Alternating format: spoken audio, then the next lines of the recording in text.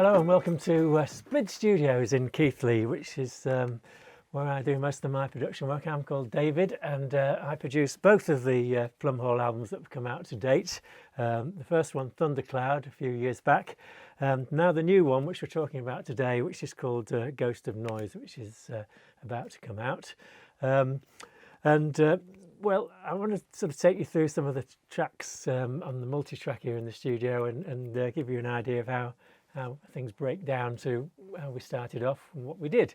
The whole thing started, looking at my notes, back in 2014, which seems a long time ago, but we've been recording it piecemeal and for various reasons there's been stops and starts, but we've got bits of time here and there to record it in between other things.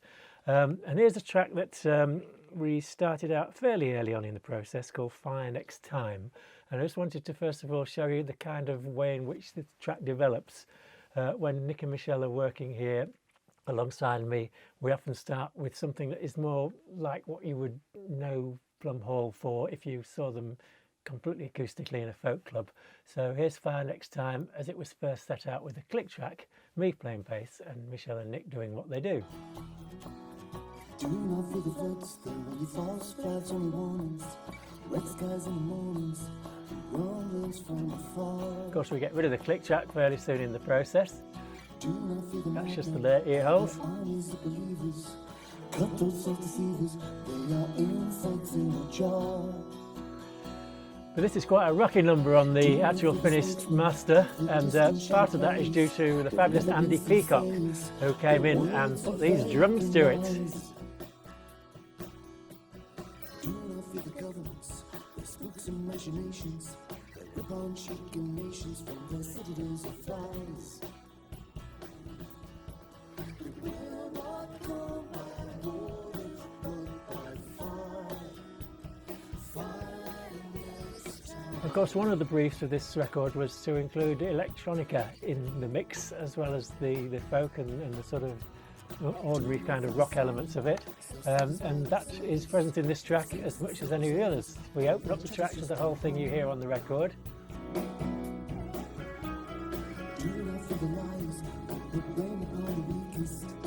You can hear that interesting synthesizer noodle there, and that was done.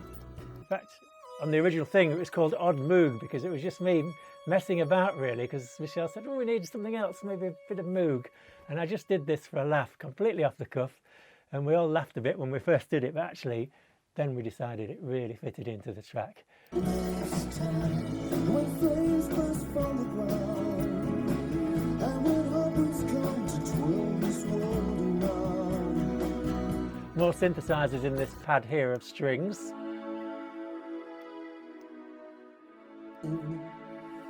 Into the night.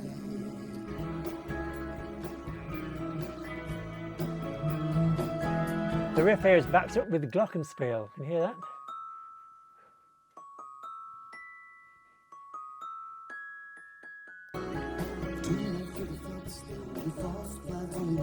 I'm just going to take you to the end now because there's a fabulous solo by Nick at the end of this track.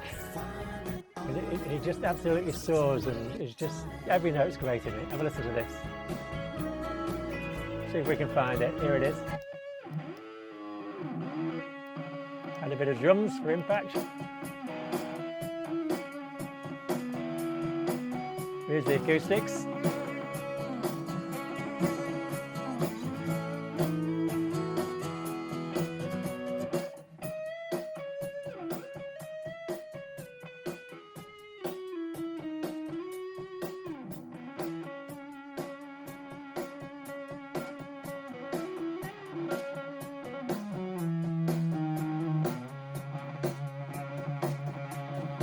Here it is at the bitter end of the track.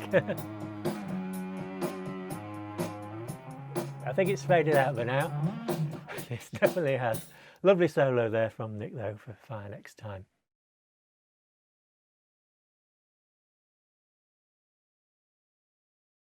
So let's have a look at the opening track of the album, Ghost of Noise. This was the first thing that we actually started on, so it's interesting that it ended up being the title of the album, but this was begun in October 2014, the very first thing we did as a project for this record. And this record was different from Thundercloud in many ways, because although I produced Thunderclouds, a lot of the sort of pre-production and the sort of ideas behind it had been started before I got involved, and then I came in on the project to see it through to becoming a CD. Whereas this one was really from the ground up, and we'd said that we were going to use interesting noises and synthesizers and unusual found sounds throughout it. Now, you might wonder what this homemade shaker that my daughter made has got to do with this track, but actually it forms a fundamental part of the rhythm section. I'm just playing the beginnings of this now. First of all, this Morse noise was created using the Jupiter 8 synthesizer. It's just basically Nick doing a kind of a Morse code on it with added record scratch on top of it. So that started things off.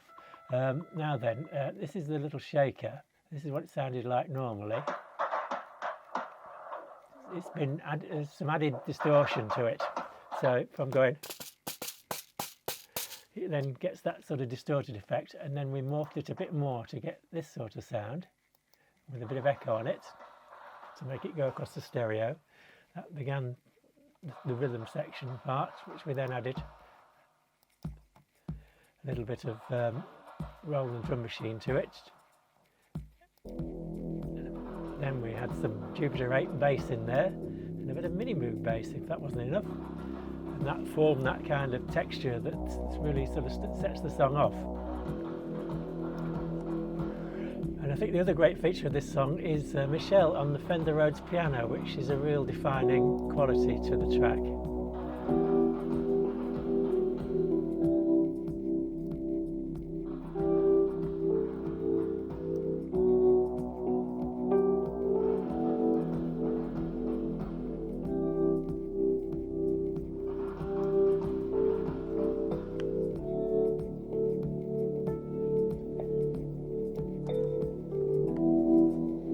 Let's hear a bit of the whole thing now.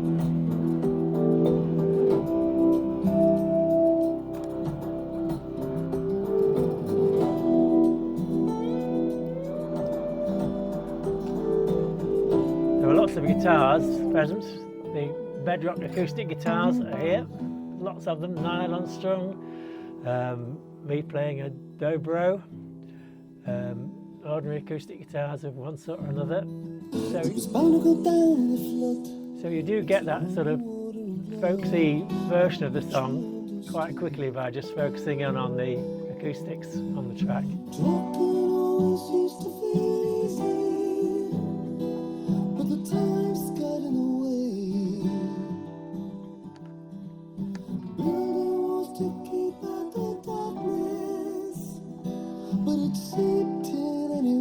But there's also some really good sort of grounding electric guitars on it that Nick did. Here they are. Real big chords, very, very distorted, which give it a different atmosphere altogether.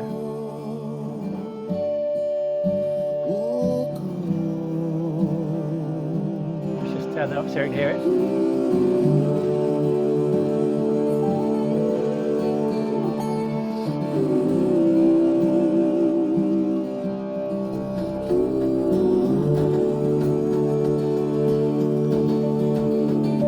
To some extent it reminds me a bit of a sort of mid-70s Peter Gabriel track. They always had these really distorted guitar sounds against other more acoustic treatments.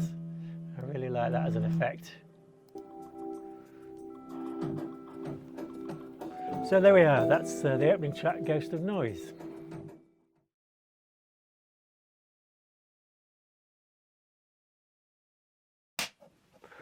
Strange Driftwood was another song that I think we had an early demo of it in the beginning of the process of recording the album, but it was started properly in July 2017 when we really sort of got to grips with what we might do with it. But I'm going to share with you how we constructed it when we first started it, because like most of the things, it was an acoustic sounding thing originally, but we then felt it needed more atmospherics. And in this one, we actually took the acoustic guitars out of the final mix. Well, sometime before we settled on the final mix even, it became clear to us that without it, it added more atmosphere. But this is how it sounded when we first started out, with me on piano and Nick and Michelle on guitars and singing, and a beatbox to keep us in time. I feel protected, screened out by these walls. I've turned the sound down on the news, in case the sadness and the darkness make it through. So people say, keep the borders closed, 'cause we got enough problems of our own. So you see how that kind of rattles along in a kind of a straightforward, folksy sort of a way. But without that, it changes the whole atmosphere of it. So if we lose the guitar, try and get rid of that click track as well. Where's that gone? It's here somewhere still. Where are you?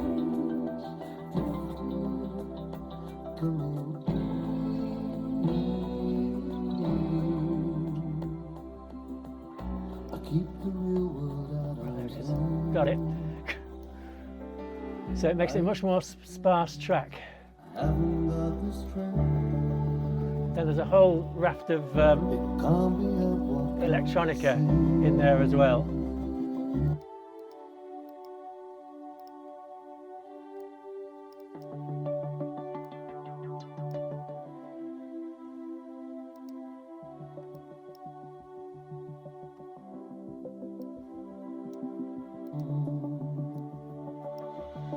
Don't wanna hear about war. Dare look down to the shore. There is strange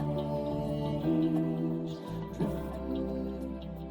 There is strange driftwood. Now, percussion-wise, we had a Morris drum, the sort of thing used for Morris dancing. It happened to be in the studio from another recording project I was doing at the time.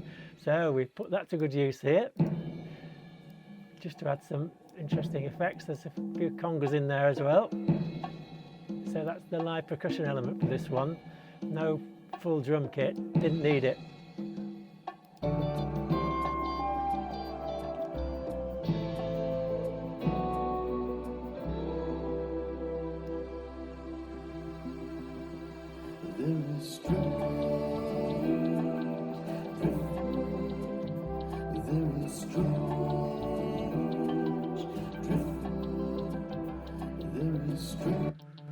There's Michelle's little funky Telecaster in there as well.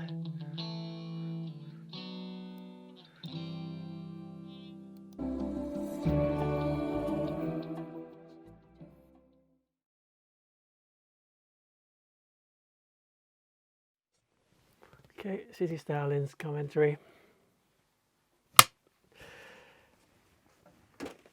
Well, I can't finish this look at the studio deconstruction of PLUMHALL's new album without focusing on City Starlings, which I think right from the first time I heard it, I thought was obviously a single. It just had great potential, and I think when we first recorded it, we recorded it once in a slightly different style, and then kind of it was another one of those ones where we pared it down a little bit after a while. But a fantastic song. One of the things that might not be immediately obvious about it is how much of a bedrock of acoustic instruments there are in it. I think every one of us is playing a mandolin or a mandola or a bouzouki or something like that. So we form this kind of huge chorus of dual-stringed members of the mandolin family. Here's a good example of a bit where they're all in there. There's a tenor guitar amongst that as well, somewhere. Back in the now, I'm in a dark bar. Music plays, it's a long forgotten star.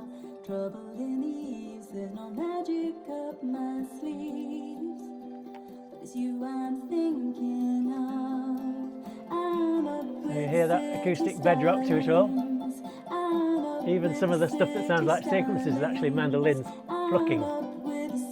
Starlings, and I'm filled with love. Now get a load of all these backing vocals in this middle bit.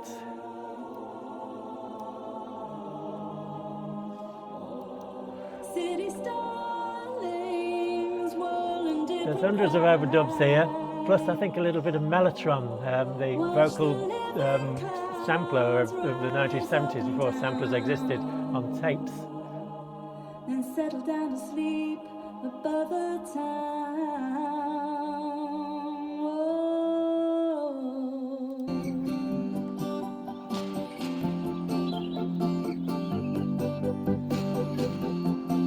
I'm up with City Starlings, Bit of Moog. and I'm filled with love.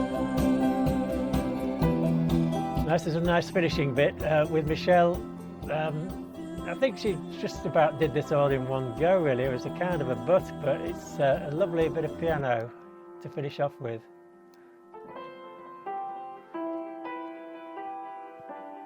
Which is a lovely sort of finishing thematic thing for the song. Takes it to the end. We've also got some bird songs which Nick recorded in his back garden, I think, in Nick's back garden. There they are. Proper dawn chorus is in there. And that just came in off an iPhone. Let's add some triggered synthesizers.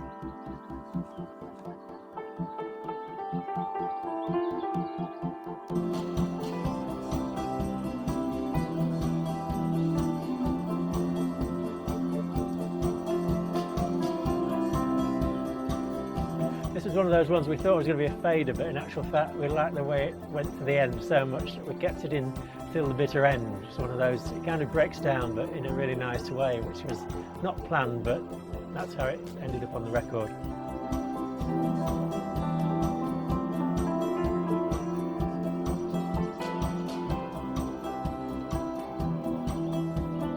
It does have real drums on it as well from Andy Peacock here. You can hear him hitting the side stick and everything.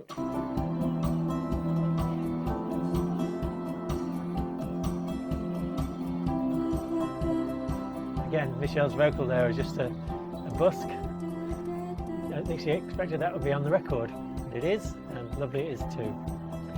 So there we are, that's our look at some of the tracks on the latest PLUMHALL album recorded here in the studio, SPLID Studios. So that's it from me, David, and I hope you enjoy listening to the whole album.